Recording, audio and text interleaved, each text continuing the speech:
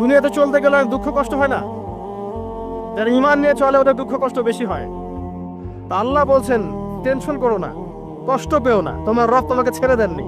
ওয়ালা সাউফা ইউতিকা রাব্বুকা ফাতারদা, তোমার রব তোমাকে শীঘ্রই দান করবেন আর তুমি সন্তুষ্ট হয়ে যাবে। আলাম ইয়াজিদকা ইয়াতীমান ফাআওয়া, আল্লাহ বলছেন আল্লাহ কি তোমাকে এতিম রূপে পাননি? এরপর আল্লাহ কি তোমাকে প্রতিপালন করে বড় করেননি? ওয়াজাদাকা দাল্লান ফাহাদা, আল্লাহ কি তোমাকে পথভ্রষ্ট পান নাই? তোমাকে আল্লাহ পাক হেদায়েত দেন নাই? তো আল্লাহ যে এগুলো করেছেন সে আল্লাহ তোমাকে পরকালে ইনশাআল্লাহ ভালো রাখবেন। ফাআম্মাল ইয়াতীমা ফালা তাকহার, তো তুমি এতিমদের প্রতি কঠোর হয়ো না। ওয়া মাসাইলা ফালা তানহার, কেউ চাইলে তার হাতকে খালি ফিরিও না, ধমক দিও না। ওয়া আম্মা বিনিআমাতি রাব্বিকা ফাহাদ্দিস, তোমার রবের এই সমস্ত নিয়ামতগুলো তুমি মানুষের কাছে বর্ণনা করতে থাকো। এর পরের সূরা থেকে খেয়াল দেখবেন, সূরা আলাম নাশরাহ লাকা সাদরাক, মনে হয় দুটো একটা আরেকটার সাথে পেয়ার। আলাম নাশরাহ লাকা সাদরাক, আমি কি তোমার হৃদয়কে প্রশস্ত করে দেই নাই? ওয়াদা'না আনকা ওয়িজরাক, তোমার বোঝাগুলো হালকা করিনি? কাকে বলছেন এগুলো আল্লাহ পাক? রাসূলুল্লাহ সাল্লাল্লাহু আলাইহি ওয়াসাল্লাম। তো যে মানুষটা জান্নাতে যাবে নিশ্চিত, এবং যিনি জান্নাতের দরজা না খুললে জান্নাতের দরজা কারো জন্য খোলা হবে না। যে মানুষটা হচ্ছে ভদ্র, স্মার্ট, বিচক্ষণ, কোনো মানুষ পৃথিবীতে নাই। সকল ধর্মের মানুষ মানে এটা। কিছু আছে শয়তান, মানুষ টুপি শয়তান, এরা মানে না, বাট দেখবেন ম্যাক্সিমাম মানুষই মানে, হোক বা খ্রিস্টান বা হিন্দুইজম বা মুসলিমরা তো মানেই, সবাই মানে। এই মুহাম্মদ সাল্লাল্লাহু আলাইহি ওয়াসাল্লামের মতো স্মার্ট, বিচক্ষণ, ভদ্র, সুচরিত্রের মানুষ পৃথিবীতে কোনোদিন আসেও নি, আসবেও না। তো সেই নবীর জীবনটা আপনি পড়ে দেখবেন, আর রাহিকুল মাখতুম বইটা, যে চড়াই আর উতরাই, খালি দুঃখ, কষ্ট, যন্ত্রণা, লাঞ্ছনা, কন্টিনিউয়াসলি। আমাদের নবী সাল্লাল্লাহু আলাইহি ওয়াসাল্লাম তো 1 মাস শান্তিতে ঘুমানো নাই নবী হওয়ার পরে। যখন তিনি মারা যান, ফাতিমা রাদিয়াল্লাহু আনহার কথা মনে আছে না? কানে কানে কি জানি বললেন। তখন আমাদের নবী একটা কথা বলেছিলেন, আমি এই বয়সে সে কথাটা বুঝি, মাদ্রাসা লাইফে, ইউনিভার্সিটি লাইফে বুঝিনি। নবীজি বলেছিলেন তার মেয়েকে, ফাতিমা রাদিয়াল্লাহু আনহা তার কষ্ট দেখে কান্নাকাটি শুরু করলেন। আমাদের নবীজি তাকে কাছে ডেকে বললেন কানে কানে যে কি জানি একটা বললেন। তারপর ফাতিমা রাদিয়াল্লাহু আনহা চুপ করে গেলেন। তো পরে জিজ্ঞাসা করা হলো কি বলেছিলেন? তিনি বললেন, আল আব্বাজান বলেছেন আজকের পর তোমার আব্বার কোনো কষ্ট থাকবে না, আর তুমি আমার পরিবারের মধ্যে সবার আগে আমার সাথে সাক্ষাৎ করবে। এই যে আজকের পর আমার আব্বার আর কোনো কষ্ট থাকবে না, এর মানে বোঝেন, মানে সারাটা নববী জীবন কত যে কষ্ট নবী সাল্লাল্লাহু আলাইহি ওয়াসাল্লামকে সহ্য করতে হয়েছে। আজকে জান্নাতে যাওয়ার দিন, আজকে আর তোমার আব্বার কোনো কষ্ট থাকবে না। এই মানুষটার যদি এই অবস্থা হয় তাহলে আমরা কি? আল্লাহ পাক সেই মানুষটাকে এই সূরা দুটো শোনাচ্ছেন, আমি কি তোমাকে এতিম পাই নাই, তোমাকে পথভ্রষ্ট পাই নাই, হেদায়েত দেই নাই, ভরণ পোষণ করিনি, আমি আল্লাহ তোমাকে ছেড়ে দেই নাই, শীঘ্রই তোমাকে দান করব, হ্যাঁ, তোমার বোঝাকে আমি হালকা করিনি। ফাইন্না মাআল উসরি ইউসরা, ইন্না মাআল ইউসরি ইউসরা, কষ্টের সাথেই স্বস্তি আছে, নিশ্চয়ই কষ্টের সাথেই স্বস্তি আছে।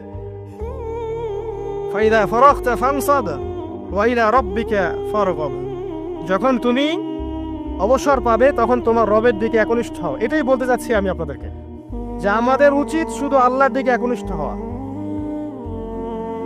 দুনিয়াকে ভালো না বাসা, কিচ্ছু না দুনিয়াটা। আমার চেয়ে ভালো আপনারা এটা জানেন না, কিচ্ছু না দুনিয়াটা, মানে মুহূর্তে ডিজাস্টার হয়ে যেতে পারে। আর যাদেরকে নিয়ে এই দুনিয়া, আমাদের মা বাবা, ভাই বোন, আত্মীয় স্বজন, স্ত্রী সন্তান, এরা সবাই যে যার হক চাচ্ছে, তাদের হক দিয়ে দেন, আপনি খুব ভালো, দিতে পারবেন না আপনি ভালো না। সারাটা জীবন করতে থাকেন, দেখবেন একদিন দিতে পারেন নাই, সে আপনাকে চিনবে না। নবী সাল্লাল্লাহু আলাইহি ওয়াসাল্লাম বলেননি কথাগুলো? জাহান্নামে যাওয়ার কারণ এগুলো উল্লেখ করেন নাই? কিসের আত্মীয় আর কিসের আপনজন আর কিসের অফিসের বস আর কিসের কি, সবাই সবার স্বার্থ নিয়ে পড়ে আছে। শুধু একজন সত্তা আপনার কাছে স্বার্থ চায় না, সে কে? আল্লাহ পাক। এটা যদি বুঝতে পারেন তাহলে দেখবেন মনটা আল্লাহর দিকে নরম হয়ে যাবে। আর মুসলিমদের এখন এই মানসিক আত্মশুদ্ধিটা বেশি দরকার।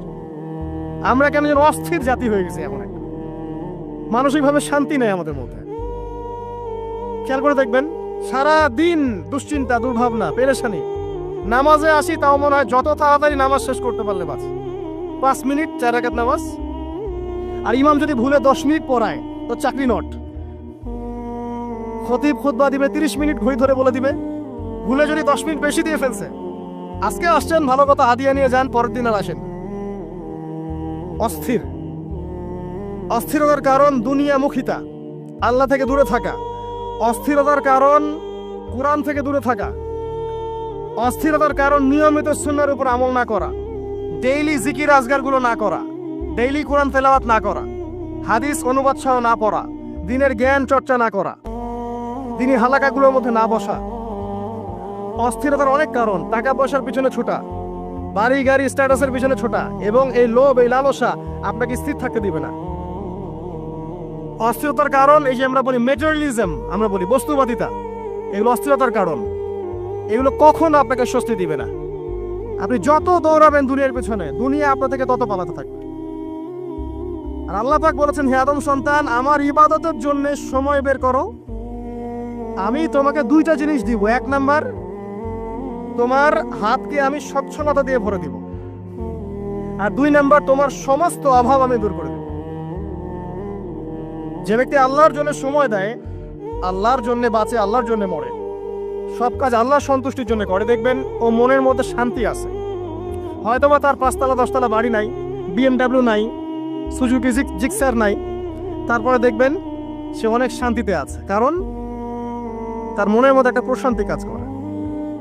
আর যে ব্যক্তির মধ্যে দেখবেন আল্লাহর কনসিয়াসনেস নাই, ইবাদত নাই, কোরআন সুন্নাহ এগুলো কিচ্ছু নাই, দুনিয়ার সব আছে, দেখবেন ব্যাংক ব্যালেন্স, টাকা পয়সা, মনে শান্তি নাই। এই মনের শান্তিটাকে উসমান রাদিয়াল্লাহু আনহু বলতেন যে আল গিনা, মানে ধনাঢ্য, ধনী বলি না আমরা, এটাই হচ্ছে ধন। আর আমি বারবার একটা কথা বলি যে এই দুনিয়াতে আল্লাহ ছাড়া আমাদের আপন বলে কেউ নাই। আপনি যাকে আপন মনে করেন না কেন, আমাদের সম্পর্ক আছে বাবার সাথে, মায়ের সাথে, স্ত্রী সন্তানদের সবার সাথে, আমাদের হক আছে, অধিকার আছে, সব ঠিক আছে। বিশ্বাস করেন আল্লাহ ছাড়া আপন বলে আপনার কেউ নাই। এই যে গার্লফ্রেন্ডকে আপন মনে হয়, এরা আপন না। স্ত্রী সন্তানকে খুব আপন মনে হয়, আপনার মৃত্যুর পর 40 দিন সময় লাগবে না সব ভুলে যেতে। পিতা মাতা, ভাই বোন সবাইকে আপন মনে হচ্ছে। পিতা মাতার স্থান বাবা মার পরে, আল্লাহ রাসূলের পরে, সেটা ঠিক আছে, আপন আল্লাহ ছাড়া তারা নন। আপনি তাদের মনোপুত ভাবে নিজে প্রতিষ্ঠিত হতে পারবেন না, তারা আপনাকে চিনবে না। সারাটা জীবন তোর পিছনে এত টাকা ঢাললাম, কি করলি? কিছু করতে পারলি না। আবার এখন যারা পিতা মাতা হয়েছেন, সন্তান থেকে আপন মনে হচ্ছে, দেখবেন এই সন্তানকে আপনি আপনার মনোপুত ভাবে সম্পত্তি দিতে পারবেন না, ভরণ পোষণ দিতে পারবেন না। এই সন্তান বড় হয়ে আপনাকে বৃদ্ধাশ্রমে পাঠিয়ে দিতে পারে, নাউজুবিল্লাহ। অথবা আপনার সাথে এই সন্তানই খারাপ ব্যবহার করবে। আপন মনে হচ্ছে? আল্লাহ ছাড়া কেউ আপন না। আল্লাহ ছাড়া আপন কেউ না, আর আল্লাহ ছাড়া সত্যিকার অর্থে আপনাকে আমাকে ভালো কেউ বাসে না। শুধু আল্লাহ আপনাকে ভালোবাসেন। এটা আপনারা হারে হারে উপলব্ধি করবেন যত দিন যাবে ইনশাআল্লাহ। তাই শুধু সেই আল্লাহর জন্যই নিজেকে খালেস করে দেন, আর যার যার হক তাকে তাকে দিয়ে দেন। দুনিয়াতে শান্তিতে থাকার ফিলোসফি বলছি, philosophy of happiness in this হায়াতুদ দুনিয়া, সেটা হচ্ছে যার যার হক তাকে তাকে দিয়ে দেন, নিজের হক আল্লাহর কাছে চেয়ে নেন। আর দুনিয়াকে আপন মনে করবেন না, আল্লাহ ছাড়া কাউকে আপন মনে করবেন না, আপনি সুখে থাকবেন ইনশাআল্লাহ। দুনিয়ার দাসত্ব করবেন, আল্লাহ ছাড়া অন্য মানুষদেরকে আপন মনে করে নেবেন, দেখবেন আপনি পদে পদে কষ্ট পাবেন। কারো কাছে আশা করেন না, কষ্ট পাবেন না। আমি এই প্রসঙ্গে কথাগুলো বললাম যে দুনিয়াকে আপন মনে করতে নাই, আর আল্লাহকে আপন মনে করতে হয়। আল্লাহকে আপন মনে করলে তখন আমার উপর কিছু দায়িত্ব চলে আসে। কি দায়িত্ব? আল্লাহ আমাকে সৃষ্টি করেছেন, রিজিক দিয়েছেন, লালন পালন করছেন, বাঁচিয়ে রেখেছেন, তার হাতে আমার মৃত্যু, তার হাতে সবকিছু। তো এখন আল্লাহ পাকের জন্য নিজের জীবনটাকে খালেস করে নেওয়া, যেভাবে আল্লাহ পাক চলতে বলেছেন সেভাবে চলা, যেগুলোকে আল্লাহ পাক নিষেধ করেছেন বর্জন করা। আর রাসূলুল্লাহ সাল্লাল্লাহু আলাইহি ওয়াসাল্লামের সুন্নাহ আল্লাহ পাক রেখে দিয়েছেন আমাদের সামনে। এই সুন্নাহগুলো যদি আমরা অনুসরণ করতে পারি, ইনশাআল্লাহ এই দুনিয়াতে কিছু পাই বা না পাই, ইনশাআল্লাহ পরকালে আপনি আল্লাহর ক্ষমা পাবেন ইনশাআল্লাহ তাআলা। কোরআনের সূরাগুলার অর্থ সব খুতবায় বলা যায় না, সময় সংকুলন হয় না। এত চমৎকার ওয়াদ-দুহা সূরা আছে না, শপথ দ্বিপ্রহরের, ওয়াল-লাইলি ইযা সাজা, শপথ রাতের যখন সেটা আচ্ছাদিত হয়। মা ওয়াদ্দাআকা রাব্বুকা ওয়া মা ক্বালা, আল্লাহ কত মায়া দিয়ে তার নবীকে বলছেন যে তোমার আল্লাহ তোমাকে ছেড়েও দেন নাই, তোমার আল্লাহ তোমাকে ছেড়ে দেন নাই। ওয়ালা সাওফা ইউতিকা রাব্বুকা ফাতারদা, শীঘ্রই তোমার রব তোমাকে দান করবেন এবং তুমি সন্তুষ্ট হয়ে যাও। ওমর রাদিয়াল্লাহু আনহু বলছেন আমরা এভাবেই একদিন মসজিদে বসেছিলাম, হাত্তা তালা আলাইনা রাজুলুন, এমনকি আমাদের ভিতর দিয়ে একজন ব্যক্তি প্রবেশ করলো, একজন ব্যক্তি প্রবেশ করলো। আমি যে হাদিসটা বলছি এটা হচ্ছে হাদিসে জিবরিল, এবং মুফাসসিরিন মুহাদ্দিস উভয়ই তারা বলে থাকেন এই হাদিসটা হচ্ছে উম্মাহাতুল হাদিস, হাদিসের মা বা জননী। ইসলামের সবকিছু এখানে পাবেন ইনশাআল্লাহু আযজা ওয়া জাল্লা। হাত্তা তালা আলাইনা রাজুলুন, এমনকি একজন ব্যক্তি প্রবেশ করলেন, শাদীদুল বায়াদিস সিয়াব, তার কাপড়টা ছিল অত্যন্ত চকচকা ধবধবে সাদা, ওয়া শাদীদুস সাওয়াদিশ শা'r, এবং তার চুলগুলো ছিল প্রচন্ড কালো, কুচকুচে কালো, অনেকটা আমাদের এই ভাইয়ের মতো। তো এখান থেকে বুঝতে পারলাম যে টিপটা পরিপাটি থাকা, উত্তম পোশাক পরা, সুন্দর স্মার্ট থাকা ইসলামের সুন্নাহ। আর আমরা খেয়াল করলে দেখবেন সবচাইতে খারাপ কাপড়টা পরে মসজিদে আসে, আর সেই ব্যক্তি মসজিদে আসলেন সবচেয়ে সুন্দর কাপড়টা পরে, তার সামর্থ্য অনুযায়ী সবচেয়ে সেরাটা, কারণ আমরা এখানে আল্লাহর সাথে দেখা করতে এসেছি। আর স্মার্ট থাকার জন্য রাসূলুল্লাহ সাল্লাল্লাহু আলাইহি ওয়াসাল্লামের যে স্মার্ট কোনো সুন্নাহ নাই। তিনি ছিলেন এই পৃথিবীর সবচেয়ে বিচক্ষণ, প্রজ্ঞাবান, handsome, smart people, smart human being people না, তাই না? তার চেহারার চেয়ে সুন্দর চেহারা কারো আছে? তার চেহারার চেয়ে সুন্দর চেহারা, তার চোখের চেয়ে সুন্দর চোখ, তার চেয়ে সুন্দর করে কথা বলা, তার চেয়ে সুন্দর শারীরিক গঠন, তার চেয়ে সুন্দর গায়ের গন্ধ, তার চেয়ে সুন্দর করে হাঁটা, মানুষের সাথে মেশা, ইবাদত করা, আমল করা, আল্লাহর জন্য সেজদা করা, কান্নাকাটি করা, যত কাজ নবী সাল্লাল্লাহু আলাইহি ওয়াসাল্লাম করতেন তার চেয়ে সুন্দর করে কেউ করতে পারবে? তো আজকের যুব সমাজ নবী সাল্লাল্লাহু আলাইহি ওয়াসাল্লামের আদর্শ বাদ দিয়ে অন্যান্য পশ্চিমা আদর্শ গ্রহণ করেছে, অথচ তারা বুঝতে পারে নাই সবচাইতে স্মার্ট পিপল হচ্ছেন, হিউম্যান বিং হচ্ছেন on the face of the earth রাসূলুল্লাহ সাল্লাল্লাহু আলাইহি ওয়াসাল্লাম। তো আমরা সবাই তার সুন্নাহ ফলো করতে পারি না? এই ব্যক্তি যখন মসজিদে আসলেন তার গায়ে ধবধবা সাদা পোশাক ছিল, আর সাদা পোশাক পরা নবী সাল্লাল্লাহু আলাইহি ওয়াসাল্লামের সুন্নাহ, তিনি এটা পছন্দ করতেন। চুল ছিল কালো, লা ইউরা আলাইহি আসারুস সাফার, তাকে দেখে মনে হচ্ছিল না যে সে সফর করে এসেছে, মানে কোনো ক্লান্তি নাই তার মধ্যে। আমরা মসজিদে আসলে ক্লান্ত হয়ে যাই, সমস্ত কাজকর্ম শেষ করে ক্লান্ত হয়ে মসজিদে আসি, আর তাদের সুন্নাহ ছিল তারা মসজিদে আসলে প্রাণ ফিরে পেতেন, আর আমরা মসজিদে আসলে ঘুমাই। এই যে আমি খুতবা দিচ্ছি, দেখবেন অনেকে ঘুমাবে। একটা আমল বলে দেই, যদি জুমার দিনে মসজিদে এসে ঘুম ঘুম লাগে তাহলে জায়গা চেঞ্জ করবেন, আপনি সরে যাবেন আরেক জায়গায়, আরেক ভাইকে ওই জায়গা দিবেন, দেখবেন ঘুম চলে যাবে ইনশাআল্লাহ। আর একটা দোয়া পড়বেন, আউযু বিকালিমাতিল্লাহি তাম্মাতি মিন শাররি মা খালাক, এই দোয়াটা পড়বেন, আউযু বিকালিমাতিল্লাহি তাম্মাতি মিন শাররি মা খালাক। লা ইউরা আলাইহি আসারুস সাফার, তাকে দেখে মনে হচ্ছিল না সে সফর করে এসেছে। ওয়ালা ইয়ারিফুহু মিন্না আহাদ, এবং তাকে আমাদের এই মদিনার কেউই চিনে না, আননোন একটা ফেস, অপরিচিত মানুষ, মনে হচ্ছে আকাশ থেকে টুপ করে পড়েছে। এই কথাগুলো কে বলছেন? ওমর রাদিয়াল্লাহু তাআলা। ওমর রাদিয়াল্লাহু আনহু খুবই বিচক্ষণ সাহাবী এবং খুবই দূরদর্শিতা সম্পন্ন, সূক্ষ্মদর্শী। এবার সেই ব্যক্তি হাত্তা জালাসা মা'আন নবী সাল্লাল্লাহু আলাইহি ওয়াসাল্লাম, এমনকি সে এসে নবী সাল্লাল্লাহু আলাইহি ওয়াসাল্লামের সাথে বসে পড়লো। কিভাবে বসলো? ফাআসনাদা রুকবাতাইহি ইলা রুকবাতাইহি, তার এই যে দুই হাঁটু তাশাহুদের সময় আমরা যেমন করে বসি এইভাবে হাঁটুর সাথে হাঁটু লাগিয়ে বসলেন।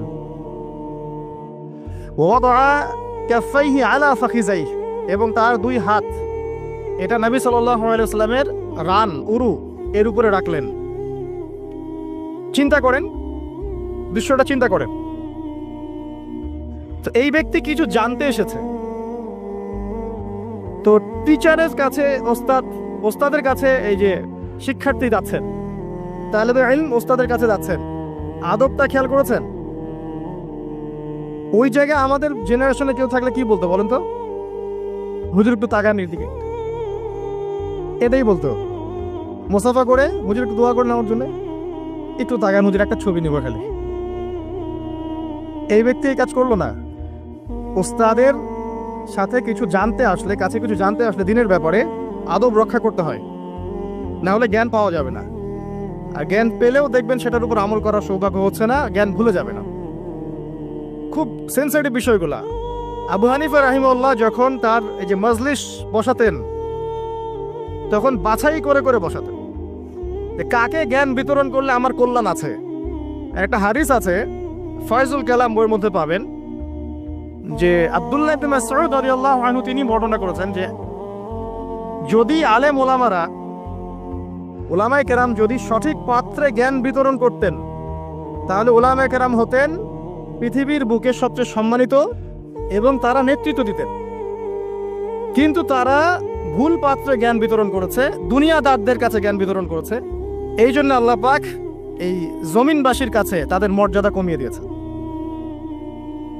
তো সঠিক পাত্রে জ্ঞান বিতরণ, ওস্তাদের সাথে ছাত্রের যে আদব এটা রক্ষা করতে হবে, না হলে জ্ঞান অর্জন করা যায় না এবং জ্ঞান কাজেও আসবে না। এবার এই ব্যক্তি জিজ্ঞাসা করছেন, ফাকাল ইয়া মুহাম্মদ, হে মুহাম্মদ সাল্লাল্লাহু আলাইহি ওয়াসাল্লাম, আখবিরনি আনিল ইসলাম, আমাকে ইসলাম সম্পর্কে বলুন। নবী সাল্লাল্লাহু আলাইহি ওয়াসাল্লাম বলছেন, আল ইসলাম, ইসলাম হচ্ছে আন তাশহাদা আল লা ইলাহা ইল্লাল্লাহ, তুমি সাক্ষ্য দিবে যে আল্লাহ ছাড়া কোনো ইলাহ নেই, ওয়া আন্না মুহাম্মাদান রাসূলুল্লাহ, মুহাম্মদ সাল্লাল্লাহু আলাইহি ওয়াসাল্লাম আল্লাহর রাসূল। কোন বর্ণনায় এসেছে আল্লাহর বান্দা এবং রাসূল।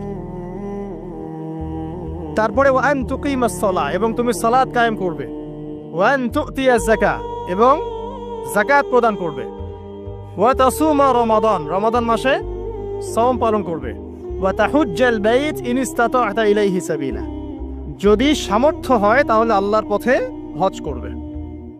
এই পাঁচটা হচ্ছে ইসলামের পিলার। আল্লাহ পাক সূরা আলে ইমরানে বলেছেন না, ইন্নাদ দীনা ইনদাল্লাহিল ইসলাম, আল্লাহর কাছে একমাত্র জীবন ব্যবস্থা গ্রহণীয় সেটা কি? ইসলাম। কবরে গেলে প্রশ্ন হবে মা দীনুক, দীনিয়াল ইসলাম। তো মাল ইসলাম, ইসলাম কি? এইটা হচ্ছে ইসলাম, ইসলামের সংজ্ঞা। পাঁচটা পিলার, এটা হচ্ছে ইসলাম। এটাকে স্বীকার করে নিলে একজন ব্যক্তি মুসলিম হয়, ঈমান নিয়ে আসলে মুমিন হয়, তাকওয়া অবলম্বন করলে মুত্তাকি হয়, আর হৃদয়ের মধ্যে কলবে ইহসান চলে আসলে মুহসিন হয়ে যায়। এটা সবচেয়ে বড় স্টেজ। তো এবার এই ব্যক্তি বলছেন, সাদাত, আপনি সত্য বলেছেন। উমর রাদিয়াল্লাহু আনহু বলছেন, ফাআজিবনা লাহু, আমরা অবাক হয়ে গেলাম। ইয়াসআলুহু ওয়া ইউসাদ্দিকুহু, এই ব্যক্তি নিজেই প্রশ্ন করলো, নিজেই আবার সত্যায়ন করলো। এটা কি হয় কখনো? কেউ যখন জানতে আসে কিছু টিচারের কাছে, সে কি সত্যায়ন করতে পারবে আপনার কথা ঠিক আছে এটা বলতে পারবে? তার মানে সে আগে থেকে উত্তর জানতো। উমর রাদিয়াল্লাহু আনহু কিন্তু এখন খুব কনসিয়াস এই ব্যক্তি কে আসলে। এইটুকু আমরা একটু আলোচনা করে নিই। নবী সাল্লাল্লাহু আলাইহি ওয়াসাল্লাম এখানে বলেছেন ইসলাম মানে হচ্ছে সাক্ষ্য দেয়া লা ইলাহা ইল্লাল্লাহ এবং মুহাম্মাদুর রাসূলুল্লাহ। এই তো এর মানে হচ্ছে, খুব সংক্ষিপ্ত আকারে বলছি, খুতবায় অনেক বড় বলার সময় থাকে না। এর মানে হচ্ছে আমাকে তাওহীদের উপর থাকতে হবে এবং শিরিক থেকে দূরে থাকতে হবে। আর মুহাম্মাদুর রাসূলুল্লাহ মানে হচ্ছে আপনাকে সুন্নাহর উপর থাকতে হবে, বেদাত থেকে দূরে থাকতে হবে। আবার বলছি, লা ইলাহা ইল্লাল্লাহ সাক্ষ্য দেওয়ার মানে হচ্ছে তাওহীদের উপর থাকতে হবে, শিরিক থেকে দূরে থাকতে হবে। আর মুহাম্মাদুর রাসূলুল্লাহ এই সাক্ষ্য দেওয়ার অর্থ হচ্ছে আমাকে নবীর সুন্নাহর উপর থাকতে হবে, বেদাত থেকে দূরে থাকতে হবে। তাওহীদ আপনারা জানেন, তাওহীদে রুবুবিয়্যাহ, তাওহীদে উলুহিয়্যাহ, একটা কি তাওহীদে আসমা ও সিফাত, মানে একমাত্র আল্লাহকেই সৃষ্টিকর্তা, পালনকর্তা, রিজিক দাতা, জীবন মৃত্যুর মালিক, বিধান দাতা, সন্তান দাতা, হায়াত মতের মালিক, সবকিছু কোথা থেকে হয়? আল্লাহ থেকে। এই কনসেপ্টের নাম হচ্ছে লা ইলাহা ইল্লাল্লাহ। আর যদি কেউ আল্লাহর সাথে শিরক করে, মানে কেউ মনে করে আল্লাহ ছাড়া কোনো সৃষ্টিকর্তা আছেন, বা আল্লাহ নাই, বা আল্লাহ আছেন আরো কেউ আছে, অথবা কেউ যদি আল্লাহ ছাড়া অন্য কারোর জন্য সিজদা করে, অন্য কারো কাছে দোয়া করে, অন্য কারো কাছে সন্তান চায়, অন্য কোথাও নজর করে, অন্য কোথাও মানত করে, আল্লাহ ছাড়া অন্য কারো নামে কসম করে, ঠিক আছে, তাকদীরকে অস্বীকার করে, দুনিয়ার জন্য দিনের জ্ঞান অর্জন করে, ঠিক আছে, তারপর আল্লাহ ছাড়া অন্য কারো কাছে সন্তান চায়, এরকম অনেক বিষয় আছে। এই কাজগুলোতে কেউ যদি লিপ্ত হয় তাহলে সে কি করবে? শিরক করবে। তো এই হলো সংক্ষিপ্ত আকারে বললাম, আপনার তাওহীদ এর উপর থাকতে হবে, লা ইলাহা ইল্লাল্লাহ, তখন শিরক করা যাবে না। তাওহীদে থাকলে জান্নাত, আর শিরকে থাকলে বিনা হিসেবে জাহান্নাম। কারণ নবী আল্লাহ রাব্বুল আলামিন সূরা নিসার মধ্যে বলেছেন, ইন্নাল্লাহা লা ইয়াগফিরু আন ইউশরাকা বিহি, আল্লাহ পাক শিরক করার গুনাহ মাফ করেন না, ওয়া ইয়াগফিরু মা দুনা যালিকা লিমান ইয়াশা, এছাড়া অন্য যে কোনো গুনাহ আল্লাহ পাক যাকে ইচ্ছা মাফ করে দিবেন। কিন্তু শিরক করার পরে বিনা তওবায় যদি মারা যায়, এই গুনাহ মাফ হবে না। এই জন্য শিরক থেকে সর্বোচ্চ সতর্ক থাকতে হবে। আরেকটা বিষয় কি, মুহাম্মদুর রাসূলুল্লাহ, যখন মুহাম্মদুর রাসূলুল্লাহ বলেছি, তার মানে আমার নিজের ইচ্ছায় ইসলামের মধ্যে কোনো আমল করার ইখতিয়ার নাই। আমি চাইলেই নামাজ পড়তে পারবো না, চাইলেই রোজা রাখতে পারবো না, চাইলেই হজ করতে পারবো না, যাকাত দিতে পারবো না, আমি কিছুই করতে পারবো না ইসলামের মধ্যে। যেটাই করব সেটা রাসূল সাল্লাল্লাহু আলাইহি ওয়াসাল্লাম, সাহাবায়ে কেরাম তাদের থেকে প্রমাণিত থাকতে হবে। মানে আমি এই জুমার নামাজ 3 রাকাত পড়তে পারবো না, পারবো? যদি বলি নামাজ তো খুব ভালো কাজ, 2-এর জায়গায় 3 পড়লে সমস্যা কি? নামাজ বাতিল হয়ে যাবে। কারণ নবী সাল্লাল্লাহু আলাইহি ওয়াসাল্লাম 2 রাকাত পড়েছেন, আপনাকে 2 রাকাতই পড়তে হবে। আবার যদি বলি 1 রাকাত পড়বো, হবে? মুহাম্মদুর রাসূলুল্লাহ মানে প্রতিটা আমল নবী সাল্লাল্লাহু আলাইহি ওয়াসাল্লাম যেভাবে করেছেন সেইভাবে করা। তার কথার সাথে তার কাজের সাথে যদি কারো কথা কাজ মিলে যায়, সেটা গ্রহণ করতে কোনো সমস্যা নাই। কিন্তু তার কথার সাথে তার কাজের সাথে যার কথাই মিলবে না, সেটা গ্রহণ না করাই আপনার উপর ওয়াজিব। এক কথায় আমাদের ইবাদত বন্দেগী করার, দিনের পথে চলার একমাত্র আদর্শ মানদণ্ডকে মুহাম্মদ সাল্লাল্লাহু আলাইহি ওয়াসাল্লাম, এটাই হচ্ছে মুহাম্মদুর রাসূলুল্লাহ। এরপরে বলেছেন ওয়া আন তুকিমাস সালাহ, সালাত কায়েম করতে। সালাত কায়েম মানে খুব শর্টকাটে বলছি, আল্লাহ যেন সবাইকে তৌফিক দেন, আমাকে সহ আপনাদের সবাইকে 5 ওয়াক্ত সালাত জামাতে পড়ার চেষ্টা করতে হবে। যদি মিস হয়ে যায়, যখন ঘুম থেকে উঠবেন পড়ে নেবেন, সফরে আছেন জমা করে নেন, কসর করে নেন, বা আপনি ভুলে গেছেন, যখনই মনে পড়বে তখনই পড়তে হবে, পড়তেই হবে। বা অ্যাটলিস্ট আপনি কোনো কারণে আসতেই পারছেন না, কোনো সমস্যা আছে, বাসায় অ্যাটলিস্ট জামাত করে পড়ে নেন, নামাজ মিস দেওয়া যাবে না। আমাদের দেশে মুসলিমদেরকে নিয়ে বড় বড় কথা বলার সময় নাই তা এখন, কারণ আমাদের দেশে মুসলিমদের মধ্যে 90% নামাজ পড়ে না। 5 ওয়াক্ত নামাজ জামাতে পড়েন না 90% মুসলিম। অতএব বেনামাজি মুসলিমদেরকে নিয়ে আপনি খেলাফত কায়েম করবেন নাকি? তো বেসিক কাজগুলো আগে বেশি ইম্পর্টেন্ট। এছাড়া একটা বিষয় আছে, নামাজ সঠিক ওয়াক্তে পড়া। অনেক সময় দেখা যায় ওয়াক্ত চলেই যাচ্ছে, নামাজের কোনো হুঁশ নাই। আল্লাহ পাক হেফাজত করুন আমাদেরকে, সঠিক ওয়াক্তে নামাজ পড়া এবং রাসূলুল্লাহ সাল্লাল্লাহু আলাইহি ওয়াসাল্লামের সুন্নাহ মতো নামাজ পড়া। 3G 4G নামাজ চলবে না, 5 মিনিটে 4 রাকাত নামাজ শেষ, এটা রাসূলের সুন্নাহ ছিল না। কিন্তু একটা বিষয় হচ্ছে জায়েজ হয়ে যাবে, একটা হচ্ছে সুন্নাহ, দুটার মধ্যে অনেক পার্থক্য আছে। কুলি না করলে ওযু হবে না, কুলি যদি না করি ওযু হবে না। ওযুর ফরজের মধ্যে কুলি আছে, কুলি না করলে ওযু হয়ে যায়, কিন্তু সুন্নাহ মতো ওযু হবে না, হবে? একটা জিনিস হচ্ছে জায়েজ, একটা হচ্ছে সুন্নাহ। আপনি কোনটা নেবেন? সুন্নাহ। মুহাম্মদুর রাসূলুল্লাহ কে বলেছে? আমরাই তো বলেছি। অতএব প্রত্যেকটা কাজ তার সুন্নাহ মতো হতে হবে। তিনি নামাজ পড়তেন ধীর স্থির ভাবে, তাই না? তাড়াহুড়া করে, ধীর স্থির ভাবে, সূরা কেরাত ঠিক মতো করে, রুকু সাজদা সুন্দর মতো করে, খুশু হুজুর সাথে বিনয়ের সাথে এভাবে সালাত পড়ার পরেই দেখবেন এই জাতি সফলতা অর্জন করছে, তার আগে হবে না।